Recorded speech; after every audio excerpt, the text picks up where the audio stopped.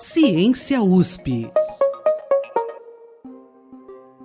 A epidemia de sarampo cresce 300% no mundo. Quais são as causas por trás desse problema? Fizemos essa pergunta a 3 pesquisadores. E um estudo que parece ficção científica.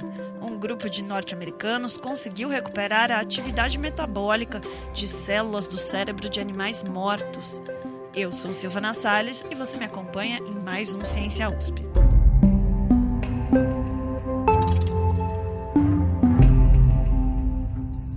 Quem traz o destaque deste Ciência USP é a Luísa Caires, editora de ciências do Jornal da USP. Olá, Luísa. Oi, Silvana. Qual a notícia de hoje? Então, hoje eu vou falar de uma pesquisa meio mórbida, mas que também pode ser revolucionária, que foi relatada na revista Nature.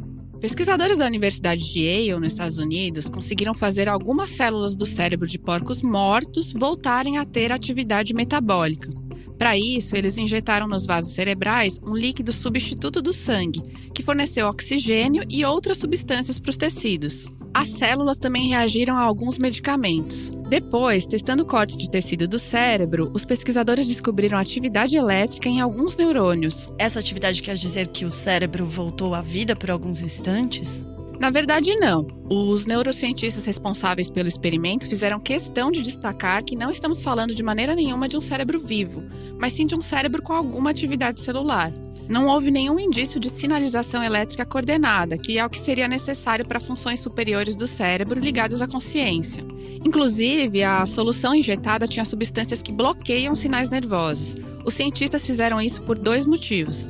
Primeiro, porque eles achavam que assim seria mais fácil preservar as células, mas também porque não queriam nada parecido com o retorno da consciência do cérebro, mesmo que isso fosse altamente improvável. Se fosse detectada alguma atividade elétrica sugerindo consciência, os cérebros seriam anestesiados e resfriados imediatamente para interromper o processo. Então a ideia era só testar se as células de um cérebro morto, que ainda estivesse intacto, poderiam ter algumas funções restauradas. Nesse caso, a morte tinha acontecido 4 horas antes dos experimentos. Os cérebros usados eram de animais que tinham sido abatidos para consumo. E esses resultados, eles trazem algum avanço para o tratamento de doenças do cérebro? Olha, o estudo ainda não tem nenhuma implicação prática para tratamento de lesões cerebrais ou doenças, mas só a ideia de que partes do cérebro talvez possam ser de alguma forma recuperadas após a morte vai contra tudo que se acreditava até agora. No mínimo, essa pesquisa reforça que sabemos muito pouco sobre a que a gente chama de morte cerebral. E também levanta muitos debates éticos, a começar pelos animais que fizeram parte do experimento. No momento, não tem nenhum tipo de norma ética para experimento com animais mortos, nem em partes de animais mortos. Mas aí a gente questiona, e se não tivessem sido usadas as substâncias que bloqueiam a sinalização nervosa e acontecesse algo minimamente parecido com a ressuscitação de uma parte do cérebro? É algo que no futuro talvez tenha que ser pensado. Você encontra as referências desse estudo em jornal.usp.br. Obrigada, Luísa. Obrigada, Silvana. Até a próxima. Nós fizemos vários trabalhos com sarampo, mas há bastante tempo atrás. Eu tive 3 alunas que fizeram mestrado e doutorado em sarampo. As 3 eram do Instituto Adolfo Lutz. Elas ainda estão lá, são chefes dos departamentos e tal. São as que estão hoje fazendo os exames para o surto de sarampo que nós estamos tendo agora. Esse é o Edson Durigon, professor do Instituto de Ciências Biomédicas da USP. Ele é especialista em virologia e teve um projeto de pesquisa sobre sarampo na virada do século. O Brasil sofreu muito com sarampo. Praticamente não erradicamos, mas estava para ser erradicado. Você diria que foi por causa disso que eles rodaram um pouco na academia? Foi, e foram aparecendo novas doenças, né? e novas tecnologias. Então essas doenças mais antigas que têm controle por vacina, como é o sarampo, rubéola, cachumba, a febre amarela, que voltou de novo, mas é uma doença controlada há muitos anos, elas saíram um pouco da academia, ficaram mais nos serviços de saúde mesmo. Isso atrasou muito, porque quando ele ressurge novamente, aí pega todo mundo de surpresa. A surpresa maior é que parece que não foi só do radar das universidades que o sarampo desapareceu. Na semana passada, a OMS, sigla da Organização Mundial de Saúde, alertou que os casos de sarampo no mundo já cresceram 300% em 2019. Isso na comparação com o mesmo período de 2018. O número pode até aumentar, já que alguns países ainda não enviaram relatórios atualizados. Os dados da OMS mostram que o sarampo está crescendo tanto em países ricos quanto em países pobres e nos de renda média. E este último é o caso do Brasil. Os surtos mais recentes foram registrados em países tão diferentes e distantes entre si quanto a Ucrânia, as Filipinas e a República Democrática do Congo. A doença não poupa nem os Estados Unidos. No mesmo dia em que a OMS divulgou esses dados, o Centro de Controle de Doenças norte-americano revelou que a epidemia de sarampo está acelerando e já é a segunda pior no país em 25 anos. Um surto de sarampo na zona de Brooklyn obrigou as autoridades de Nova York a declararem um estado de emergência de saúde pública. O estado de Iowa confirmou nesta semana o primeiro caso de sarampo desde 2011. No grupo de risco estão os bebês, porque eles não podem receber a vacina contra o sarampo até completarem 1 ano de idade. O sarampo é uma doença conhecida pelos médicos desde a Idade Média e, apesar de ser uma velha conhecida, era um problema grave até algumas décadas atrás, como conta a virologista Marilda Siqueira, pesquisadora do Laboratório de Vírus Respiratório e do Sarampo do Instituto Oswaldo Cruz, no Rio de Janeiro. O sarampo é uma doença que até o início da década de 90 era a segunda causa de mortalidade infantil no mundo. Matava em torno de 2,5 milhões de crianças por ano no mundo, não é Brasil, é no mundo. O sarampo é causado por um vírus de transmissão respiratória. Os principais sintomas são tosse, coriza, conjuntivite e uma mancha avermelhada na pele, que é chamada de exantema. Quando eu digo que o vírus é de transmissão respiratória, isso quer dizer que ele se espalha quando a pessoa infectada espirra, tosse ou fala. Lembra um pouco o que acontece com a gripe, mas não é igual. Sarampo é considerado um dos vírus mais contagiosos que existem. E ele também tem uma capacidade de transmitir para outras pessoas muito grande. Então, isso faz com que, se as coberturas vacinais não forem de 95% no mínimo, nós vamos todos os anos formar bolsões suscetíveis, que a gente diz. A vacina é a principal ferramenta que temos para combater o sarampo. Ela começou a ser utilizada na década de 1960, mas hoje usamos as vacinas tríplice e tetraviral, que além do sarampo protegem contra outras doenças. Se os seus pais seguiram o calendário de vacinação direitinho, você tomou uma dose de vacina logo que completou 1 ano de vida e outra dose quando tinha 15 meses. Um dos problemas por trás do atual crescimento nos casos de sarampo é que as pessoas estão seguindo menos esse calendário. Os pais estão levando menos as crianças para serem vacinadas. O número de crianças suscetíveis tem aumentado. Isso se deve a vários fatores. Um dos fatores, por exemplo, é a questão da não disponibilização de vacinas no serviço de saúde. Isso é uma questão. A outra questão é uma percepção, tanto por parte dos pais quanto por parte dos profissionais de saúde, que o sarampo não existe mais. Então, não tem uma cobrança, não tem um incentivo por parte de vários profissionais de saúde para que essas crianças tomem a vacina. A Marilda fez um cálculo para me explicar por que a cobertura da vacina precisa chegar a 95% das crianças. Então, você imagina, o Brasil nasce em torno de 3 milhões de crianças por ano. Se a gente conseguir, por exemplo, 90% de coberturas vacinais, significa que a gente deixa todo ano 300 mil crianças desprotegidas. Isso é um número muito grande. Depois de uns 5 anos, 6 anos, a gente já tem uma população tão grande suscetível que ela é mais do que suficiente para sustentar uma epidemia, sustentar uma transmissão em diferentes lugares do país.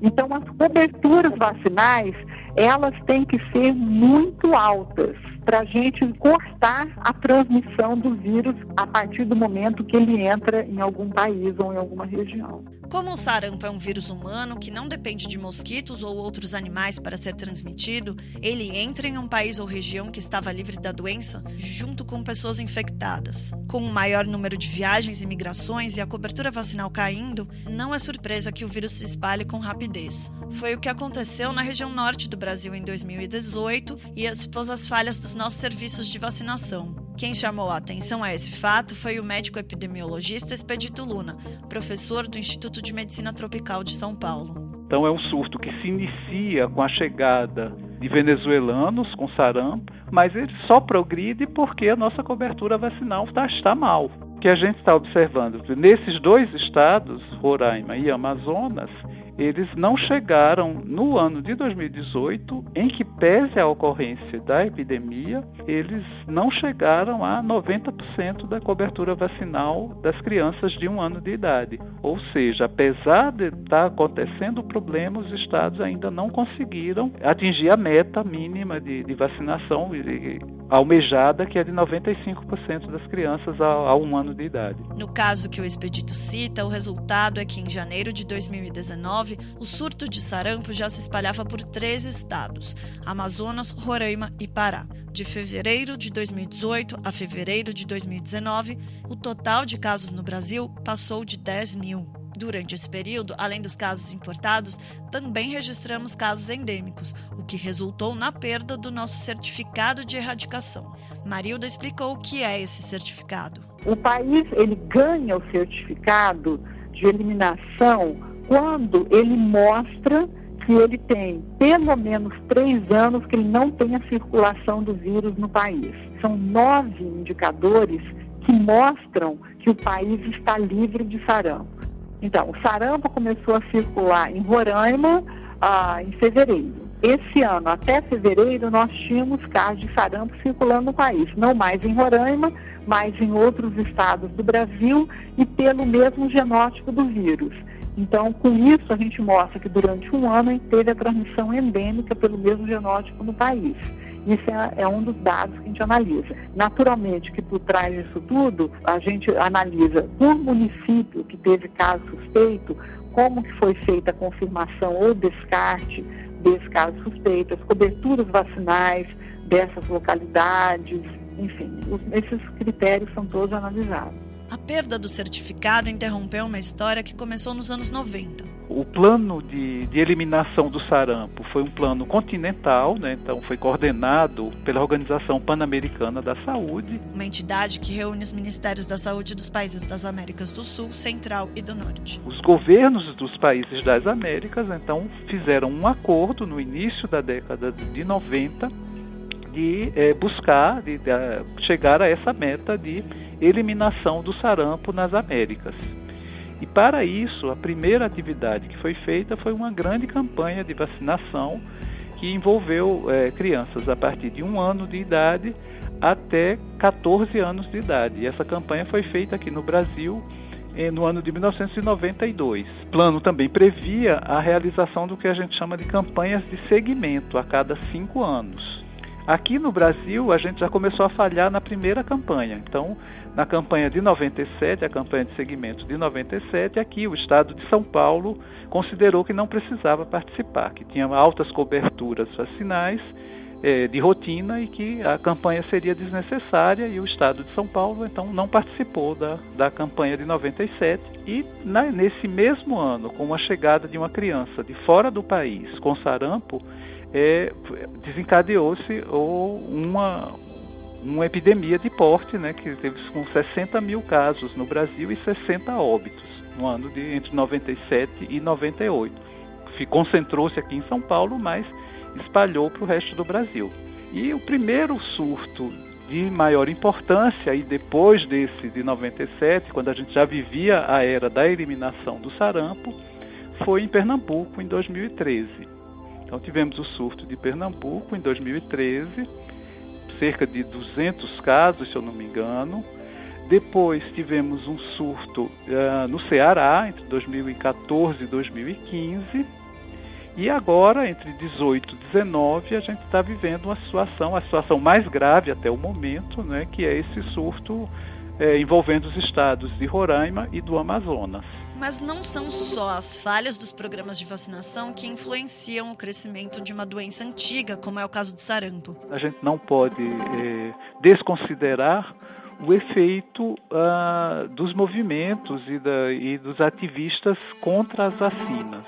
São movimentos baseados em notícias falsas, em fake news, mas que, de qualquer maneira, através dessas novas mídias, eles estão sendo capazes de agregar ou de conquistar um grande número de adeptos. E isso tem influenciado que o número de crianças que recebem vacinas também seja menor. A produção do Ciência USP procurou alguns integrantes de grupos anti-vacina para entender quais são os argumentos que eles usam. Nenhum topou gravar entrevista. Os 3 pesquisadores com quem conversamos para este episódio refutaram todos os argumentos anti-vacina sobre os quais perguntamos. O argumento mais problemático vem de um artigo científico publicado em 1998 em uma importante revista acadêmica, que depois fez a retratação do artigo. A história toda começou principalmente com um pesquisador inglês, que ele publicou um trabalho mostrando que a vacina tríplice viral causava autismo, e isso então foi o que impactou muito e que começaram a fortalecer os movimentos anti-vacina. Esse argumento dele foi totalmente refutado. O governo inglês fez 2 comitês, um comitê nacional e outro comitê internacional, que estudaram de maneira independente a relação do autismo com a vacina tríplice viral. Ambos comitês chegaram à conclusão que não causa isso, e depois o próprio pesquisador que publicou o paper, ele se retratou. Esse pesquisador, ele foi banido, ele não pode mais atuar como médico na Inglaterra, porque um dos argumentos dele é que as crianças não podiam tomar a vacina tríplice viral. Elas teriam que tomar somente o componente sarampo, independente dos outros 2 componentes da vacina, que a tríplice viral, sarampo, cachumba e rubéola, né? Então só poderia tomar independente, os componentes não juntos. E aí ele pegou e desenvolveu uma fábrica de produção de vacina monovalente. Aí a Inglaterra cassou o diploma dele por falta de ética, naturalmente. Atualmente ele vive nos Estados Unidos, ele não está mais na Inglaterra. Então, assim, mais um estrago que ele fez foi bastante considerável. Ficou bastante provado na comunidade científica que a vacina tríplice não causa autismo. Mas isso quer dizer que ela é completamente segura em 100% dos casos? Olha, nada é inócuo, tá certo? Nenhum produto que se use para prevenção ou para tratar doenças é inócuo. Então, vão ocorrer eventos adversos. A grande maioria deles são problemas relacionados à aplicação. Então, vai ser a criancinha que vai ficar com o braço vermelho, o braço um pouco inchado, vai chorar um pouco, mas nada muito grave. Toda vacina tem risco, mas quando você põe o custo do risco e o benefício que a vacina causa, ela é muito importante. O sarampo, por exemplo, se não fosse a vacina, até hoje nós tínhamos uma alta taxa de mortalidade infantil. No final das contas, a escolha das mães e pais é uma questão de cálculo. Será que, para evitar alguma eventual reação adversa da vacina, vale a pena deixar a criança desprotegida de uma doença que causava 2,5 milhões de mortes por ano até algumas décadas atrás? E com essa pergunta eu encerro este episódio. Tivemos a produção da Fabiana Maris, a participação da Luísa Caires e a edição do Rafael Simões.